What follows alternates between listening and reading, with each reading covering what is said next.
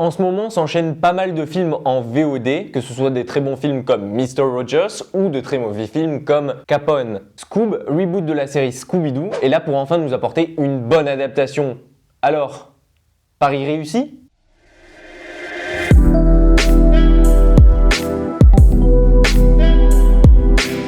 Tout d'abord, je dois vous avouer que je suis un grand fan de la série Scooby-Doo, et comme beaucoup d'entre vous je pense, j'ai passé beaucoup de temps à enchaîner les épisodes étant petit, et à chanter sur le générique d'intro comme pour les Code Lyoko. Mais en même temps, il est tellement facile, il rentre tellement dans la tête.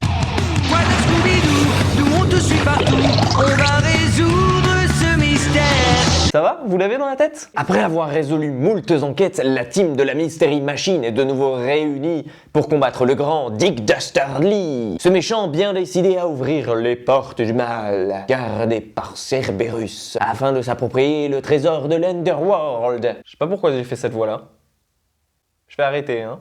La Mystery Company va donc pouvoir compter sur l'appui de Falcon Fury, un super-héros prêt à tout, accompagné de son fidèle Toutou, pour arrêter ce méchant tout droit sorti des fous du volant. Enfin bref, la formule change peut-être, point de méchant ici à l'horizon à démasquer, puisqu'on sait dès le départ à qui on a affaire, mais ne vous inquiétez pas car l'esprit d'origine de Scooby-Doo est conservé, que ce soit à travers son lot de gags, de gimmicks ou bien de sons bien connus. Et le tout est trop mignon. Enfin, quand je dis mignon, je veux pas dire ça seulement parce qu'on voit Sammy et Scooby lors de leur première rencontre. Non, je veux dire mignon parce que l'image est vraiment belle. Et pour un film d'animation de la Warner, j'ai cru que c'était les gars de chez Sony qui s'en occupaient. Non, parce que ça a une certaine patte à la Hôtel Transylvanie. Et Dieu sait que comparer ce film à cette trilogie, c'est un putain de bon compliment. Bon, j'avoue, un peu moins pour le troisième. Mais les deux premiers, c'était un pur régal.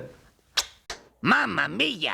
Le film est réalisé par Tony Cervone. Son nom vous dit peut-être rien comme ça, mais c'est un énorme gage de qualité puisqu'ils ont mis un vieux de la vieille aux commandes. Ce gars a déjà travaillé par le passé sur des œuvres comme les Daffy Duck, les anciens Looney Tunes, les Tom et Jerry ou encore Space Jam. Et ça se ressent dans sa réalisation puisque ça a tellement l'ambiance des vieux dessins animés combinés à la technologie d'aujourd'hui. Franchement, on voit que le gars il s'est fait plaisir et je sais pas combien je vais le répéter de fois.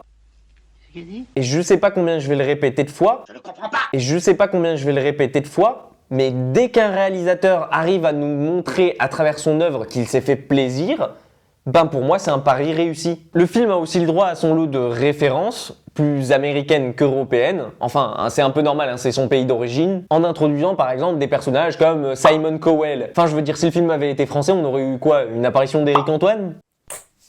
Le prends pas mal Eric, hein, c'était juste pour la blague. D'ailleurs, t'es le bienvenu quand tu veux sur la chaîne.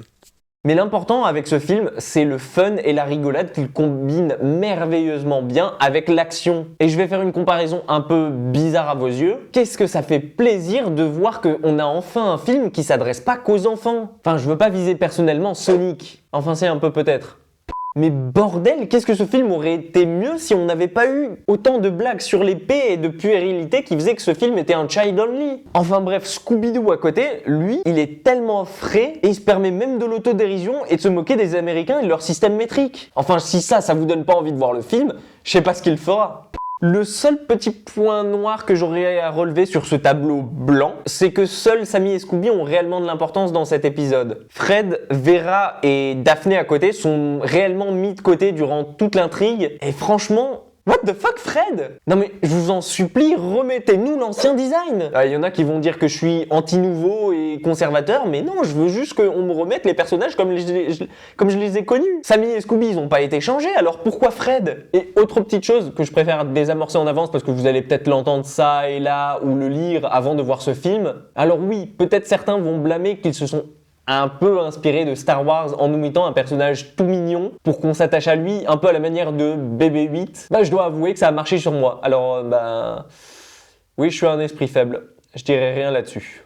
Bref, mis à part ça foncé, l'esprit Scooby-Doo est là et c'est un film qui conviendra à toute la petite famille et qui ne s'adresse pas qu'aux enfants et franchement, ça fait plaisir que pour une fois, on soit pas laissé de côté. Surtout quand la génération qui a le plus connu Scooby-Doo, en quelque sorte, c'est la nôtre et celle de nos parents. Scoob vaut largement son pesant en cacahuètes.